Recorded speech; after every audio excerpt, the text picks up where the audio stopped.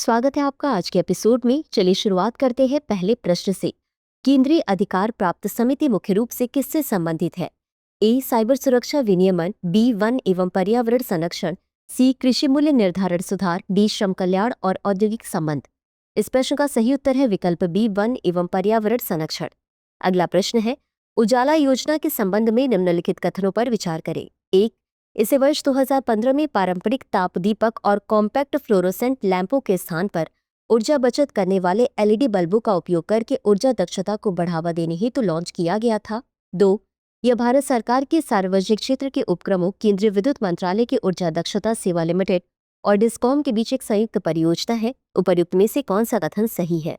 ए केवल एक, बी केवल दो, सी एक और दो दोनों, डी न तो एक और न ही दो। इस प्रश्न का सही उत्तर है विकल्प सी, एक और दो दोनों। अगला प्रश्न है, कंचनजंगा राष्ट्रीय उद्यान के संबंध में निम्नलिखित कथनों पर विचार करें। एक, यह भारत का पहला मिश्रित यूनेस्को विश्व धरोहर स्थल है और UNESCO world network of biosphere reserve का हिस्सा है। 2, यह रक्त तीतर का क्षेत्र है जो सिक्किम का राज्य पक्षी है। उपर्युक्त कथनों में से कौन सा सही है? ए केवल एक, बी केवल दो, सी एक और दो दोनों, डी न तो एक और न ही दो। इस प्रश्न का सही उत्तर है विकल्प सी, एक और दो दोनों। अगला प्रश्न है, मध्य प्रदेश पंचायत सीईओ की शक्तियां एवं कार्य नियम 1985 के अनुसार पंचायत प्रशासन में मुख्य कार्यकारी अधिकारी जिला पंचायत की क्या भूमिका है? ए. पर्यवेक्षी एवं नियंत्रण प्राधिकरण निधियों का उचित उपयोग सुनिश्चित करता है। बी. कार्यकारी शक्तियों के बिना औपचारिक प्रमुख। सी. ग्राम पंचायतों में सरपंचों की नियुक्ति। डी. केवल पंचायत खातों की लेखा परीक्षा के लिए जिम्मेदार। इस प्रश्न का सही उत्तर है विकल्प ए. पर्यवेक्षी एवं नियंत्रण प्राधिकरण निधियों का उचित उपयोग सुनिश्चित करता है। अगला प्रश्न है, दून घाटी किन दो हिमालय पर्वतमालाओं के बीच स्थित है? ए. महान हिमालय और ट्रांस हिमालय, बी. शिवालिक पहाड़ियां और लघु हिमालय, सी. पीर पंजाल श्रेणी और धौलाधर श्रेणी, डी. जास्कर श्रेणी और काराकोरम श्रेणी।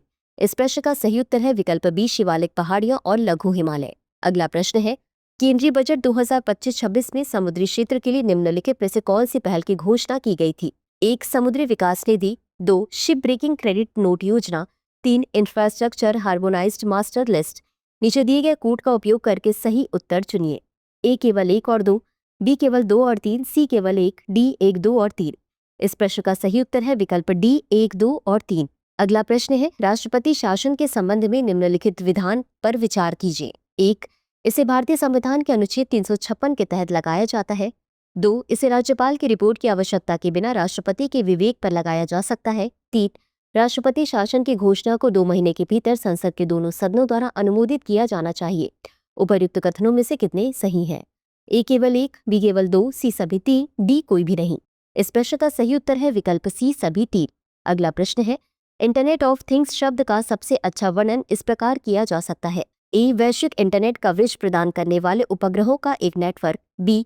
एक कंप्यूटिंग अवधारणा जहां दैनिक भौतिक वस्तुएं इंटरनेट से जुड़ी होती हैं और अन्य उपकरणों के लिए स्वयं को पहचान सकती है। सी. वेब विकास के लिए उपयोग की जाने वाली एक प्रोग्रामिंग भाषा। डी. बड़े पैमाने पर डेटा बैकअप के लिए क्लाउड स्टोरेज सेवा। इस प्रश्न का सही उत्तर है विकल्प बी। अगला प्रश्न है, भारतीय संविधान के किस अनुच्छेद के तहत 16वें वित्त आयोग की स्थापना की गई थी? ए. अनुच्छेद 275, बी. अनुच्छेद 280, सी. अनुच्छेद 282, डी. अनुच्छेद 324। इस प्रश्न का सही उत्तर है विकल्प बी, अनुच्छेद 280। अगला प्रश्न है, निम्नलिखित कथनों पर विचार करें। 1. कुइपर बेल्ट नेपच्यून से परे बर्फीले पिंडों और बौने ग्रहों का एक विशाल क्षेत्र है। 2. सेरेस क्षुद्रग्रह बेल्ट में मौजूद एकमात्र बौना ग्रह है। 3. प्लूटो सबसे बड़ा और सबसे चमकीला बौना ग्रह है। उपर्युक्त कथनों में से कौन सा सही है? ए केवल एक और दो, बी केवल दो और तीन, सी केवल एक और तीन, डी एक दो और तीन। इस प्रश्न का सही उत्तर है विकल्प डी, एक दो और तीन। अगला प्रश्न है, सतत विमानन ईंधन के संदर्भ में निम्नलिखित कथनों पर विचार करें। 1. इसका उत्पादन कृषि अपशिष्ट, नगरपालिका ठोस अपशिष्ट और वानिकी अवशेषों जैसे नवीकरणीय स्रोतों से किया जाता है। 2. इसमें पारंपरिक जेट ईंधन की तुलना में ग्रीन हाउस गैस उत्सर्जन को 80% तक कम करने की क्षमता है। उपरोक्त में से कौन सा कथन सही है? ए केवल एक, बी केवल दो, सी एक और दो दोनों, डी न तो एक और न ही दो। इस प्रश्न का सही उत्तर है विकल्प सी, एक और दो दोनों। इसी के साथ अंत में देख लेते हैं आज के अभ्यास प्रश्न को। राष्ट्रीय फ्लोरेंस नाइटिंगेल पुरस्कार के संबंध में निम्नलिखित कथनों पर विचार करें। 1. इसकी स्थापना वर्ष 1973 में स्वास्थ्य और परिवार कल्याण मंत्रालय द्वारा की गई थी। 2. ये राष्ट्रीय पुरस्कार केंद्र, राज्य या केंद्र शासित प्रदेशों तथा स्वैच्छिक संगठनों में उत्कृष्ट कार्य करने वाले नर्सिंग कार्मिकों को प्रदान किया जाता है। उपर्युक्त कथनों में से कौन सा सही है? ए केवल 1, बी केवल 2, सी 1 और 2 दोनों, डी ना तो 1 और ना ही 2। इस प्रश्न का उत्तर कमेंट बॉक्स में जरूर दें। आज के लिए बस इतना ही। धन्यवाद। डियर व्यूअर्स, अपने एग्जाम की तैयारी को और बेहतर करने के लिए हमारे चैनल को लाइक, शेयर और सब्सक्राइब करना न भूलें।